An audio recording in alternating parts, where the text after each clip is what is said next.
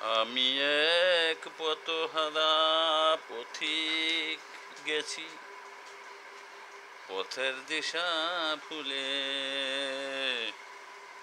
আমারে কে পথের দিশা দেখায় আপন করে নিবে ও। আমারে কে পথের দিশা দেখায় আপন করে নিবে।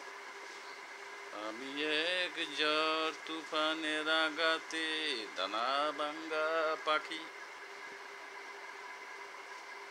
ভাঙ্গা পাখা দিয়া উঠতে পারি না বলে।